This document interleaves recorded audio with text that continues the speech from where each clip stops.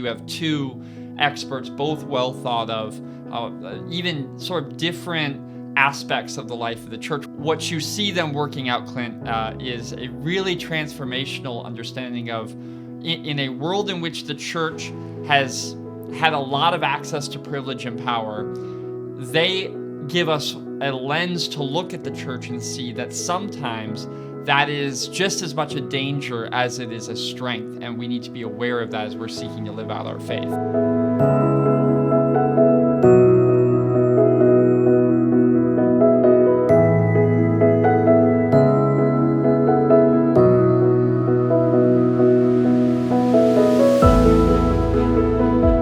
Friends, welcome back to the Pastor Talk podcast as we finish our series today on books that we like, books that have been important to Michael and myself, both from a personal standpoint and a professional standpoint.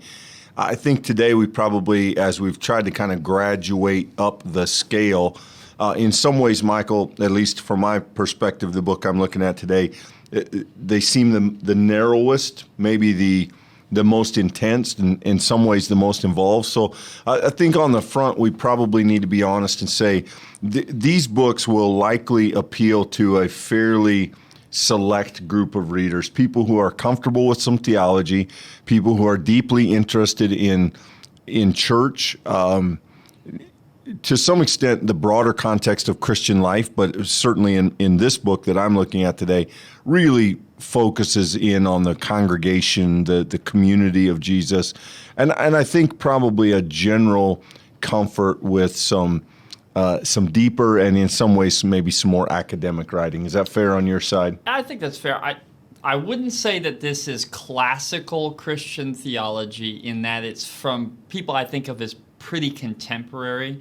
It is not shallow. This is the deep, deep end of the pool. In fact, Clint, as I sort of kick us off, I was going to just simply have this book, Christ the Center by Dietrich Bonhoeffer. It's not the first book of his that we've had in this series, but I started going through it so I could put together some thoughts to share with you, and it struck me anew, like, oh my goodness, yeah, this is much deeper than what I remembered, and I think I would even want to go through this again to read it. It is full of a contemporary Christian theologian reflecting on some of the history of the ancient church as well as the Reformed church, and then doing some work as that relates to our contemporary society. So I'm going to talk a little bit about this, but it's just to say I read it and thought, whoa, yeah, that's deep, and not everybody might want to jump into that deep end of the pool. So I'm also going to throw on here sort of as a postscript, Mere Christianity by C.S. Lewis. I'll offer very few thoughts on that. I'm sure a lot of you have already heard of this. But these are the two books I'm bringing. Clint, Christ the Center for me, the reason I selected this, and I know we did this series on Bonhoeffer and Life Together on community. Certainly want to recommend that series to you if you'd be interested in going through that book with us and our thoughts on it.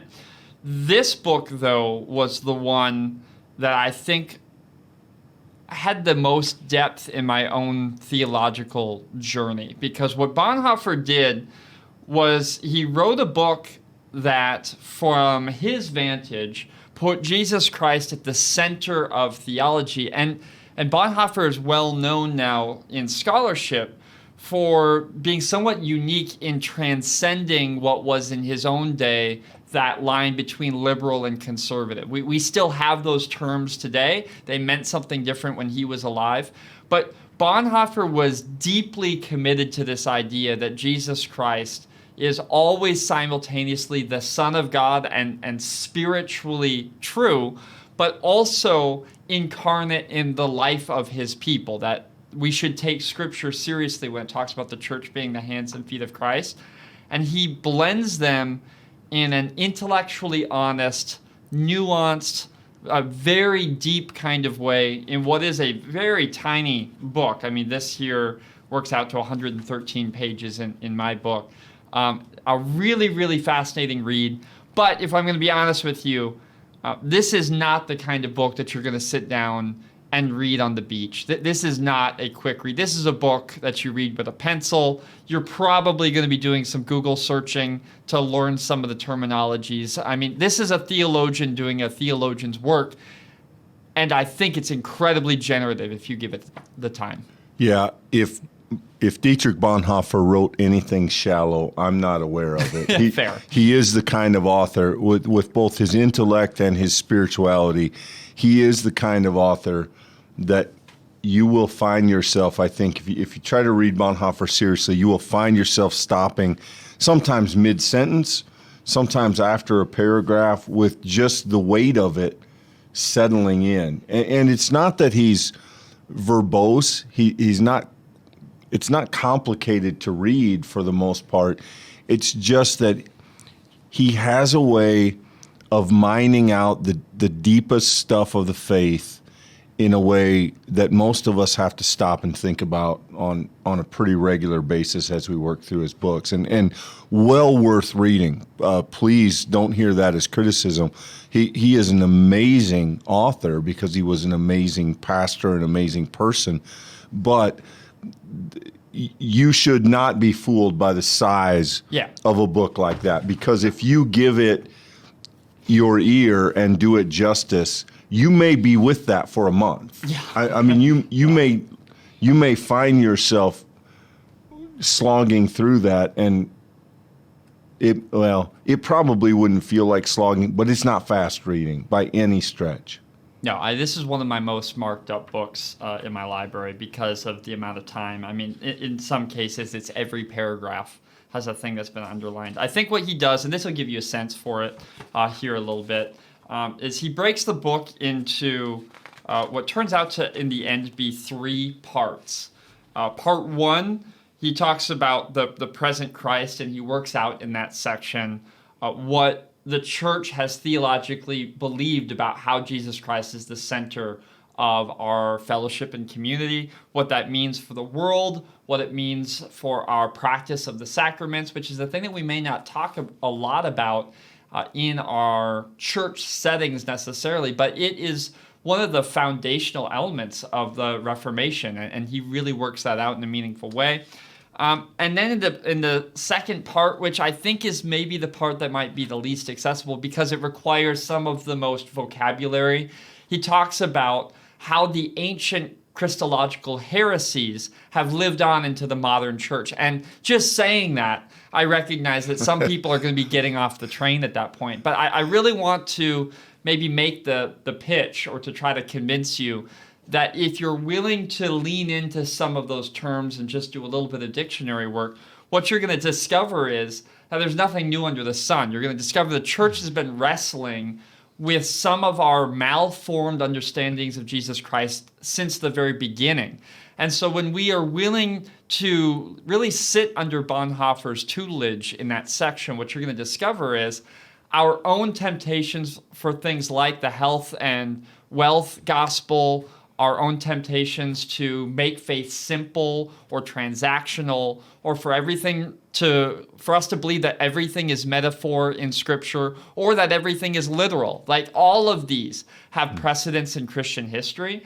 And what you'll discover as you work with Bonhoeffer and you see what he's doing is he really dismantles that theologically to say, no, we have to take seriously that Jesus Christ stands apart from our experience, and yet mystically and spiritually and miraculously, he also works from within our experience. That these things are always simultaneously true. It's the core gospel of the incarnation, fully God, fully human. And it is deeply, deeply theological.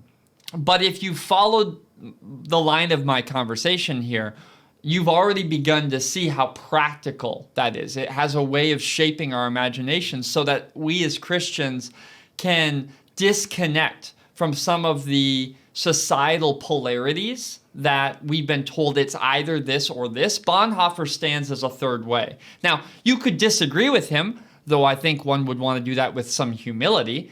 But what he offers is a deeply Christian understanding of the world in a world which is so divided in very secular kinds of ways. And that may not make a lot of sense unless you actually come to read the book. But Clint, I definitely highly recommend this. Yeah, good. Yeah. Postscript, really, really short. If this, Christ the Center, seems like that's a little bit much, I would say C.S. Lewis's Mere Christianity. He wrote this as a radio. It's not drama, but it was a radio segment that got played. It was intended for those who were not necessarily people of faith, who didn't necessarily have a faith vocabulary. It is a very accessible treatment of the Christian faith. My only caution in Mere Christianity is I've often had conversations with folks, and the thing that they say about Mere Christianity is it's some kind of apologetic for the faith. Like, if you read this book, it's a proof text for why Christianity is true. I don't find that a helpful way to read this. I find this an expression of a very thoughtful, very well-written Christian on their faith, on why they believe it, on why they believe that it's historically reliable, why it is deeply connected to our own experience of the world.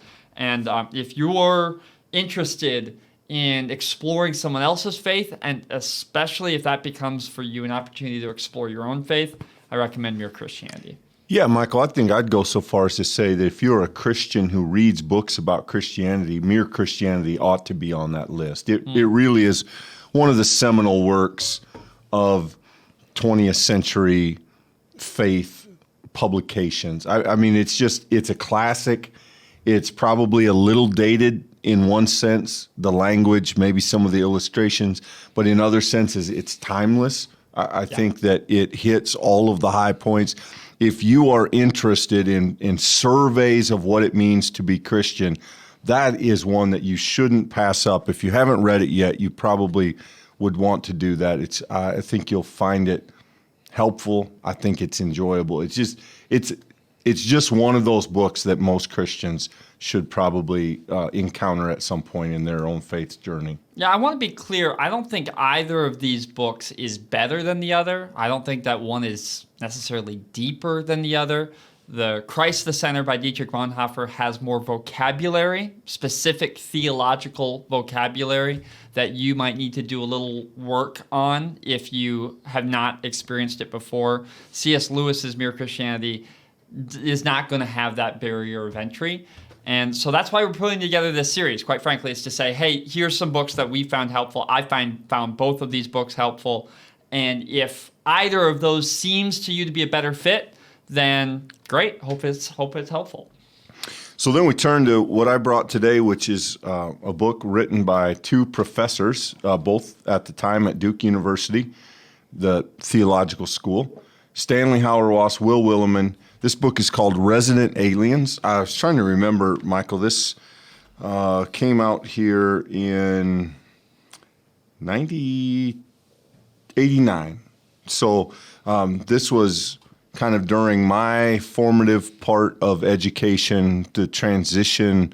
I probably encountered it first in seminary and then again in my early days pastoring. This was a pretty big deal. It was well read. What's interesting about this book, it's a somewhat critical assessment of the church and the church's leadership. It's probably one of the narrower books that I've reviewed in this series, in that it is really, it's not exclusively for pastors, but there's a lot about pastors, both encouragement and criticism of pastors and of congregations. Both Hauerwas and Willimon write with an eye toward leadership. It is not academic, though they're both professors, and you will encounter some academic things, but not a lot. They're, for professors, I would say they're pretty readable. There's some funny stuff in here. There's a little bit of, the tagline on this is a provocative Christian assessment of culture and ministry for people who know something is wrong. And both Hauerwas and Willimon have a kind of, I think they've enjoyed a little bit of a curmudgeon reputation, the idea that occasionally they're a little bit sour on some things. There's some political stuff in here, largely dated now, but not entirely. I try to think who would enjoy this book, and I think if you read it, there would be parts of it that you would feel challenged by. I think parts of it would be thought-provoking. There are probably other parts you might skim and say, I didn't really apply to me. I don't know how helpful that is. Particularly sections on pastoring toward the end of the book may not be they may not have traction for everybody. What I found helpful about this book was it was just formational for me in how I came to understand that the church and the world are different from one another, and that the church is to be a different entity than the world around us. And as Christians come to faith and live out that faith in a community, that community should look, act, think, function, and be different from the world around us. We have our own set of rules. We have our own set of authorities. We have our own ways of doing things. We have this calling to be outside of the world, but in the world, in but not of, as Jesus puts it. And I think this book, maybe better than any other book for me, Michael, gave that flesh and kind of reinforced the idea for me that, resident aliens, we live among a place to which we do not belong. We're not citizens of the world. We're citizens of the kingdom, though we live in the world, and that creates both tension and opportunity. And for me, this book sort of put skin on that in a way that I can't remember any other book. I think this is the book that set me the furthest down that path of understanding those ideas. If you read the New Testament, you encounter over and over again this language about the church being a kind of island in the midst of a world. And of course, we know that the New Testament church didn't enjoy any of the privileges that we enjoy as a modern church. There was really no access to political power. That was done from the top down. It was done through the force of Roman might. There was no access to building or to substantial resources. Of course, in the modern era, there was no access to communication and those technologies that we rely upon. I think what Hauerwas and Willimon do, and by the way, it should be noted, both of these professors stand with significant experience and reputations individually. So the fact that they come together to write this book, Resident Aliens, is unto itself somewhat of a special facet of the book, that you have two experts, both well thought of, even sort of different aspects of the life of the church, one more practical, one more academic in the sort of seminary sense. And what you see them working out, Clint, is a really transformational understanding of, in a world in which the church has had a lot of access to privilege and power, they give us a lens to look at the church and see that sometimes that is just as much a danger as it is a strength, and we need to be aware of that as we're seeking to live out our faith. And I'll piggyback on that, Michael. I think one of the things that makes this book interesting, looking back on it, is, they're both Methodists. And so this is one of the few books I can think of in the last 50 years, 40 years, that come from a mainline perspective. There are books like this from the Baptist or Catholic, but there aren't many, because the mainline church has been struggling for many decades. We have not really had a kind of publicized or published voice in regard to some. I mean, this book was odd in that, a couple of Methodist professors write a book that ends up being very popular, very well used. It's in seminaries, but it was sort of written for everybody.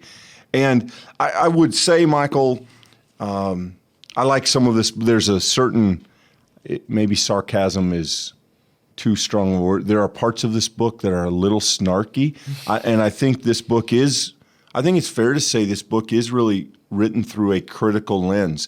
The church being critical of society, the gospel being critical of the church, and leaders being critical of other leaders who fail to lead in the right directions. And so there is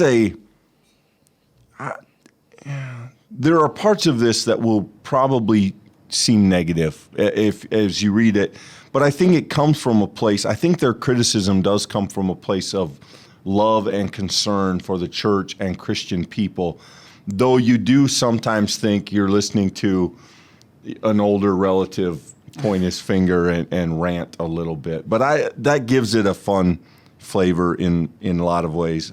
I don't know that this book is for everybody. I think, again, it might be a pretty narrow band of people who would really enjoy it. But there's a lot of good stuff in here, and I can imagine that anyone who would read this would find something in it worthwhile. They may not enjoy the entire book, but they would certainly encounter something that was thought-provoking and helpful, I would guess. I would think, tell me if you disagree with this, Clint, I would think it would be a very strange encounter with resident aliens. If you weren't uncomfortable at a few points, there's going to be some critiques that are going to make you certainly aware. And then there's going to be other moments that I think maybe are surprisingly hopeful in reminding the church that we don't need access to privilege and to power and to the highest echelons of culture to be the church.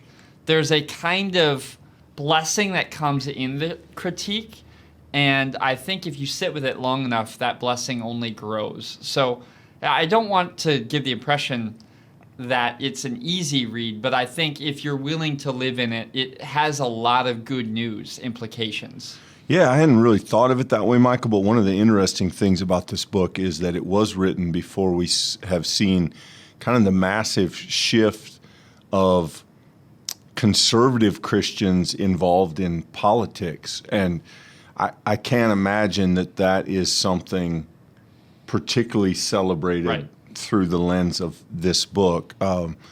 Though I don't want to make assumptions that may not be accurate, but I think both Hauerwas and Willimon are inherently suspicious of the church monkeying in political power, and I think they would both express or have expressed concerns in those regards. But that was less true when they wrote this, and yet that concern is still in this book. I can only imagine that if they were to revisit this and write it again today, that critique might even be stronger.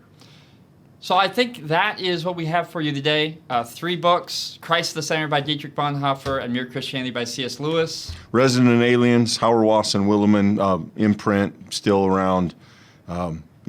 Stuff that I think, again, if you've stayed with us in this series to the point that you are a person who likes reading challenging books about the faith, today's kind of your day. Yeah. I mean, I would say these are the ones that you may have finally gotten to. And if you do end up reading them, if anybody takes the challenge, please do let us know what you thought. Yeah, absolutely. Tell us in the comments. A link to a forum where you can contact us directly. It'd be really interesting to hear if you have other books. To your point, if you've made it to this point in the series, it's likely you've had another book that's been formative for you. I think we'd both be interested in hearing what that is. So share that with us. We just want to let you know we're going to be on a short break here. As we record this, we're in the middle of the summer of 2022. We're going to be taking a short break here as some of the mission trips and summer kind of programming of the church happens. We will be coming back with some exciting new series in the fall, so stay tuned for information about that. Until then, hope that this gives you some good books to read, and we look forward to seeing you on the other side. Thanks for listening.